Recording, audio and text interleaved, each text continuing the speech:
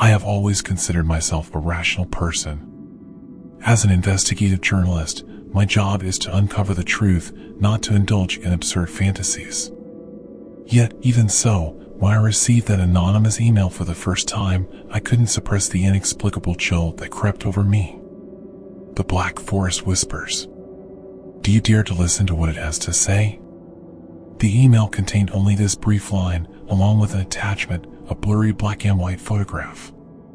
In the image, the trees twisted and gnarled unnaturally, their roots entangled in a chaotic mess. A deep darkness seeped through the dense foliage, and deep within the shadows, I could almost make out a blurred human face. Its hollow, pitch-black eyes stared blankly at me. I printed out the photo and stared at it for a long time. The Black Forest, Germany's oldest primeval forest, had been shrouded in eerie legends for centuries. The locals spoke of it with an almost instinctive fear, avoiding even mentioning its name after dark. They whispered of an ancient curse lurking within, of the forest that whispered at night, luring those who ventured too far deeper and deeper inside. Logic told me that this was nothing more than another overblown urban legend. But for some reason, my fingers hesitated on the keyboard before I finally typed a single reply. Tell me more. A few days later, my team and I stood at the edge of the Black Forest. The sky was dark, thick clouds looming overhead. The shadows within the forest seemed to devour everything in their path. I turned to look at my teammates, Thomas, Lisa, and Simon. Thomas stood to one side, gripping a compass in one hand and clutching the strap of his backpack with the other. An experienced hiker and adventurer, he was always calm and pragmatic. Yet at this moment, his brows were furrowed, and there was a flicker of unease in his eyes. GPS signal is weak. We might completely lose connection deeper in the forest, Thomas said quietly. Lisa stood next to him, flipping through the pages of a hefty plant guide. A botanist, she had an eager curiosity for the unknown. Simon, meanwhile, held his camera, snapping shots of the surroundings. As a photographer, he thrived on capturing eerie and bizarre scenes through his lens. But as we stepped into the forest, the shift in the air made my chest tighten. The towering trees stretched endlessly skyward, their interwoven branches forming a dense canopy that blocked out the sunlight. The dim forest floor was shrouded in shadows, with only faint beams of light filtering through the gaps.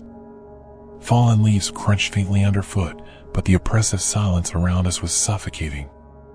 There were no bird calls, no buzzing of insects, as if the entire forest was holding its breath, watching our intrusion. We followed a narrow, muddy trail, our steps growing heavier with each stride. The air carried the damp scent of soil and moss, along with a faint, unsettling odor of decay. Suddenly, Thomas, leading the way, stopped in his tracks. "Did you hear that?" he whispered. I frowned, straining to listen. At first, there was nothing. But then, faint and elusive, a whisper reached my ears, like someone murmuring in the shadows between the trees, the sound indistinct, like ancient verses being recited from another time. Lisa's face turned pale, her hands clutching her book tightly. "Maybe it's the wind," she offered, her voice trembling. "That's not the wind," Thomas muttered under his breath, his eyes darting cautiously around us, growing more alert by the second. We continued onward, but the whispers lingered, following us like a phantom presence, unseen yet palpable, as if something invisible was hiding in the shadows, watching our every move. Before long, we came across an abandoned hunting cabin. The wooden door hung slightly ajar, and the doorframe was etched with faint symbols, resembling an ancient script. "This place hasn't been lived in for a long time," Simon remarked as he raised his camera to take a picture. His lens lingered on the carvings under the eaves. "These symbols, they look like some kind of warning." I hesitated at the doorway for a moment before stepping forward to push it open. The hinges let out a piercing creak, and the air inside was thick with the scent of rotting wood. The interior was a mess. Broken hunting rifles, rusted tools, and debris littered the floor. Among the clutter lay a partially buried journal. I picked it up and flipped through its damaged pages, catching glimpses of hurried, scrawled handwriting. Do not stay past nightfall. They will find you. They are whispering. We spent our first night in the hunting cabin, but the whispers in the darkness never ceased. Even as the campfire roared, the wood crackling loudly, the murmurs persisted, as if some invisible presence was lurking in the forest, waiting for the perfect moment to consume us. By morning, light filtered through the treetops, but the air still carried a damp, foul stench that unsettled the nerves. Thomas tried to hide his anxiety, pretending to focus on packing up the gear. Let's keep moving. There's no such thing as real ghosts in the forest. But as he tied the straps on his backpack, his hands trembled slightly, a subtle gesture that only deepened my unease. We retraced our steps along the path we had taken the previous day, or at least, we tried to. The compass remained useless, its needle spinning slowly as if guided by an unseen force. Thomas furrowed his brows, pulling out a map and comparing it to the terrain. But the familiar landmarks we had noted earlier, the fallen tree, the moss-covered boulder, had all vanished. At some point, the trees seemed to close in around us, growing denser. The blackened branches twisted like claws, weaving together and choking out the light above. The ground beneath us felt soft and unstable, as though something buried deep beneath the earth was shifting. Occasionally, a sickly, squelching sound emerged with each step, as if the forest floor itself resisted our presence. Let's turn back, I suggested, trying to keep my voice steady despite the growing thrum of my pulse. We took another path, hoping to find a way out. But after only 10 minutes, we found ourselves back at the same hunting cabin. The broken wooden door was still ajar, but the carvings on the frame looked deeper than before, as if something had been silently clawing at it through the night. Simon muttered under his breath, cursing. What the hell? Are we walking in circles? I swallowed hard, my throat dry. The forest was toying with us. Night fell once again, and we had no choice but to spend another night in the hunting cabin. The firelight cast distorted shadows on the walls, and with every flicker of the flames, those shadows seemed to crawl silently across the room. I lay in my sleeping bag, ears filled with the intermittent whispers that seemed even clearer than the night before. The voices were fleeting and erratic, like countless murmuring souls, now distant, now close. I suddenly sat up and looked out the window into the dark forest. Shadows flitted between the trees, vague and elusive, as though some creatures were watching us from the depths. By the next day, things had taken a turn for the worse. Thomas began muttering to himself. His eyes were bloodshot, his hands trembling uncontrollably. The forest is moving, we're never getting out, he whispered. Simon insisted he had seen a familiar figure. Clutching his camera, he wandered around, snapping photos as he repeated, I saw my brother, he's just ahead. But his brother had died 3 years ago in a mountaineering accident. Lisa was in even worse shape. She often murmured softly to herself, they're calling me. Her eyes grew increasingly vacant, and her fingers absent-mindedly traced strange symbols in the dirt, as though trying to decode some ancient language. And me? I began hearing my deepest fears echoing back at me. The voices, once indistinct, grew clearer, and in their cadence, I recognized a voice, my mother's. The mother who disappeared in the Black Forest during my childhood. Come back, Marcus, we've been waiting for you. My fingers stiffened as they gripped my backpack, my breathing quickened. It wasn't possible. She was dead. We kept trying to escape the forest, but every path eventually led us back to the same place. The map became useless, the compass spun wildly, and the GPS was completely dead. Thomas snapped and ran into the dark woods, desperate to find a new way out. We had no choice but to follow him, but in the end, we were back at the hunting cabin again. Time seemed to have frozen here, or perhaps it was endlessly resetting. As night fell, the whispers grew louder, closer. They were no longer faint murmurs at the edge of hearing, but had seeped into our very bones, filling our minds. They spoke of something ancient, a story of sacrifice and loss. Lisa's laughter broke the oppressive silence of the night. It was hollow, unnatural, completely unlike her. I slowly turned to look at her and saw her standing in the shadow of the firelight, her vacant eyes and a chilling smile spreading across her face. "It's time for us to go," she said softly. My heart pounded violently in my chest. Her voice, it no longer belonged to her. That night, I came to a chilling realization. We would never leave this place unless the forest allowed us to. The black forest remained silent, but its silence was more menacing than any sound. Since we discovered Lisa whispering to the empty woods at night, everything had taken an even darker turn. Her eyes no longer held their usual spark. Instead, they were filled with an abyssal emptiness, as if a part of her soul had already been devoured by the forest. And then, she vanished. When we woke up that morning, her sleeping bag was empty. All that remained was a torn page from her notebook, with faint, scrawled handwriting. "I must find it. It's waiting for me." Her footprints trailed into the damp soil, leading deeper into the tangled forest vines, but soon disappeared amidst the labyrinth of greenery. Thomas swore he could hear her voice, woven into the whispers of the forest, calling from somewhere far away. The sound was both familiar and alien, as though another presence spoke through her throat. We decided to split up and search for her, but I knew it was a terrible idea. Simon insisted on following the stream, while Thomas tracked eastward along a path he thought might lead to her. As for me, I stood in front of the cabin, staring at the weathered, mottled door. A voice deep within told me that the answers were hidden here. When I stepped inside, the hollow walls seemed to breathe, the floorboards creaked beneath my feet, and dust swirled lazily in the shafts of light.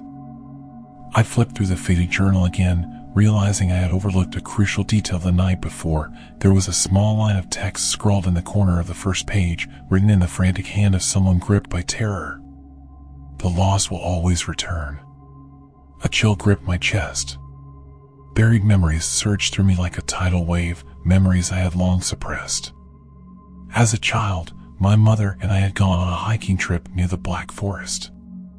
We became separated, and I spent an entire day and night trapped in the woods.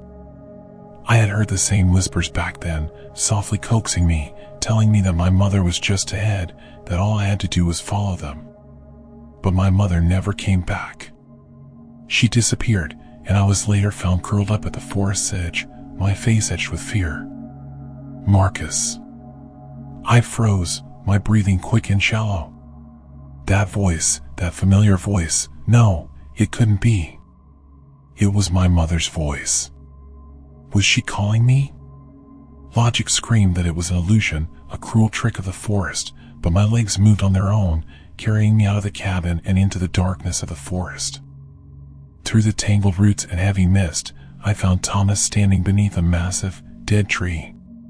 He stood motionless, his face pale, staring at a stone slab partially covered by fallen leaves. The slab was carved with ancient symbols I couldn't recognize, emanating an unsettling, sinister aura. Thomas's lips trembled slightly as his fingertips traced the engravings. "These symbols, they're some kind of ancient warning," he muttered. "What do you mean?" I asked quietly. "They're trapped here, imprisoned by a curse," Thomas said, swallowing hard. "Anyone who hears the whispers will eventually lose themselves in the forest and become part of them." At that moment, the whispering from the branches suddenly grew louder. "Give up, stay, forever." A shiver ran down my spine as I scanned our surroundings. It felt as though countless eyes were watching us from the shadows of the trees. Grabbing Thomas's wrist, I urged, "Let's go, now."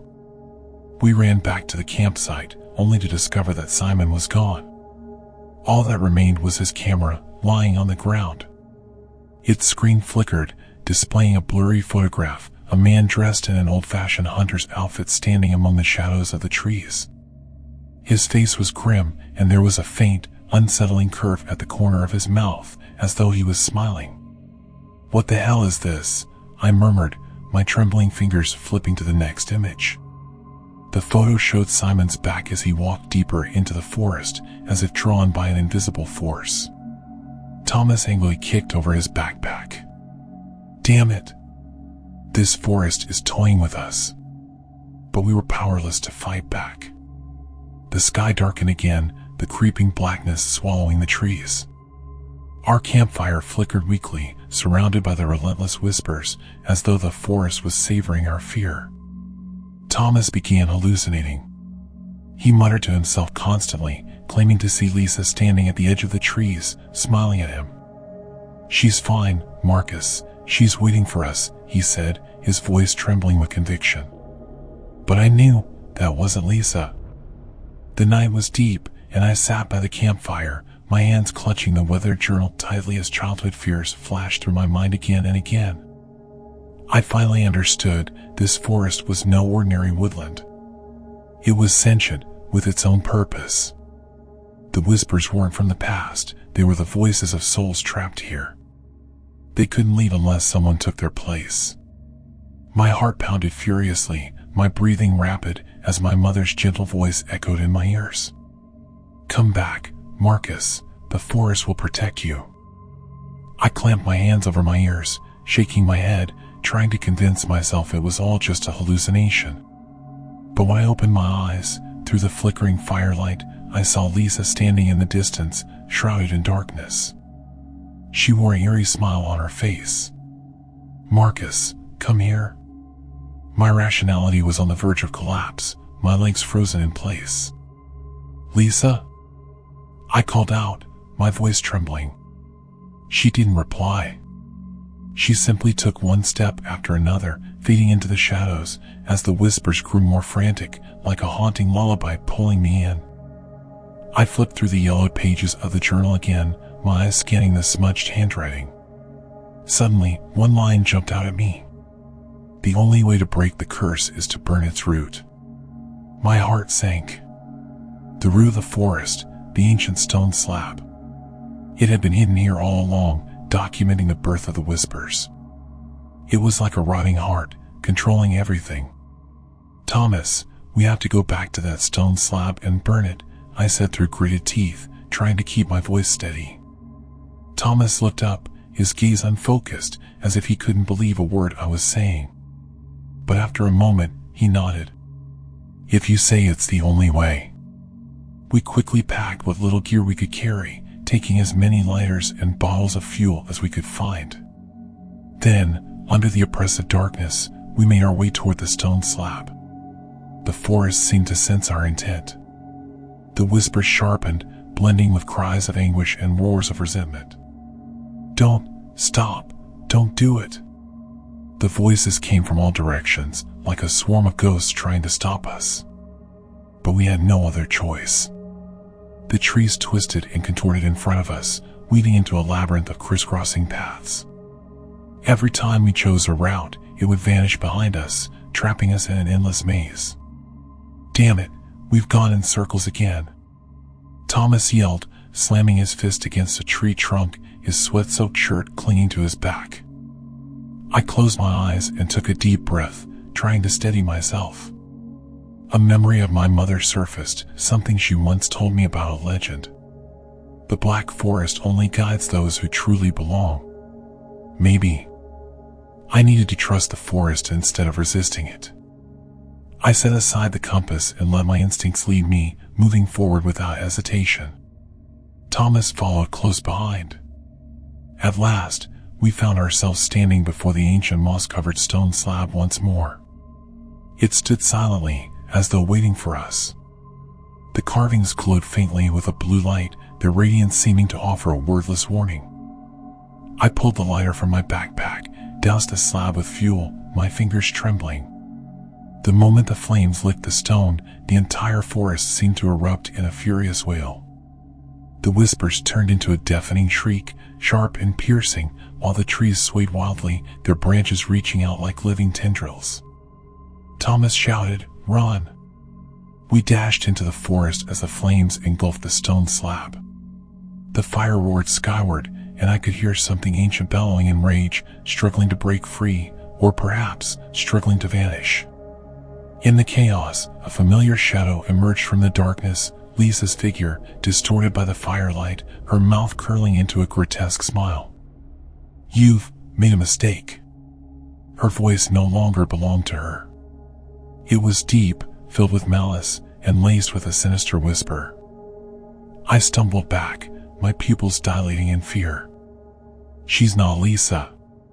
Thomas grabbed my arm, his voice shaking. "Run." As we fled, Thomas tripped over a sudden rise of roots. I reached out to pull him up, but the blackened branches moved like living creatures, wrapping tightly around his legs. "Go!" Thomas pushed me away with all his strength, his eyes resolute. "Leave me." "Damn it." "I'm not." My words were cut off by the shrill whispers.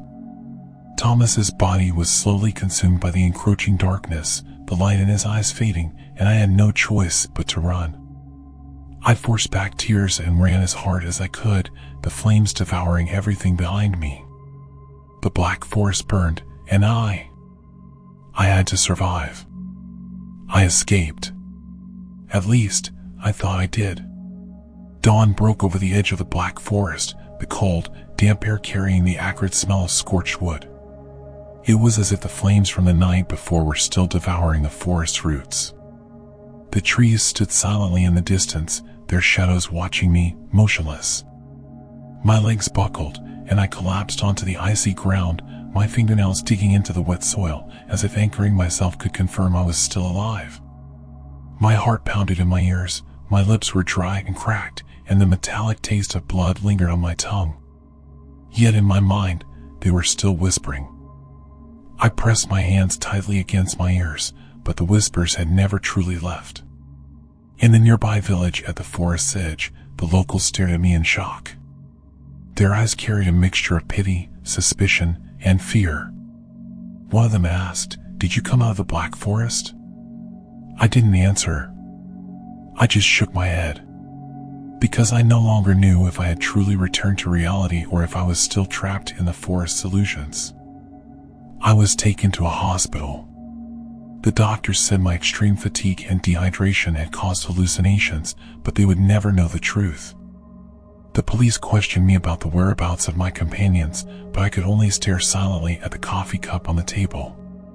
The water stains spreading along the inside of the cup reminded me of the eerie symbols on the stone slab in the forest.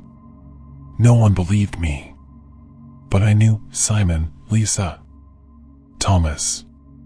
They were still there. The forest had consumed them. Perhaps they had become part of it. And me? I was merely released, left behind as the Black Forest's messenger. After returning to my apartment in Berlin, life seemed to return to normal. But I knew everything had changed. At night, I would hear the rustling of leaves in the corners of my apartment, like whispers reverberating through the walls. I pulled the curtains tight, but the shadow of the Black Forest lingered in every dark corner. Sometimes, I would see them on the streets. Lisa stood beneath a streetlight, her eyes hollow, her lips curled into that eerie smile. Simon sat in a cafe, murmuring softly to the empty air. But I knew he was speaking to the forest. I ran toward them, only to see them vanish into the bustling crowd, as if they had never existed. Yet I could feel them, always behind me, silently watching. My daily life began to unravel. I didn't dare turn off the lights because whispers always filled the darkness. I avoided going near any trees, and even the potted plants on my balcony filled me with dread. The most terrifying thing was hearing my mother's voice. She called to me at night, her tone gentle yet persistent, urging me to return. "You've always belonged there, Marcus. Come back." Sometimes, I saw shadows behind me in the mirror, those familiar silhouettes. They came from the forest, standing behind me, waiting. There were moments when I even doubted whether I had died in the Black Forest. Perhaps everything I was experiencing now was nothing more than an illusion it had created for me. I bought a train ticket back to the Black Forest, clutching the charred journal in my hand. It was my only clue, and my only salvation. As the train sped through the night, shadows flickered past the window. The forest loomed silently in the distance, waiting for me. I knew it had never truly let me go. But this time, I would end it myself.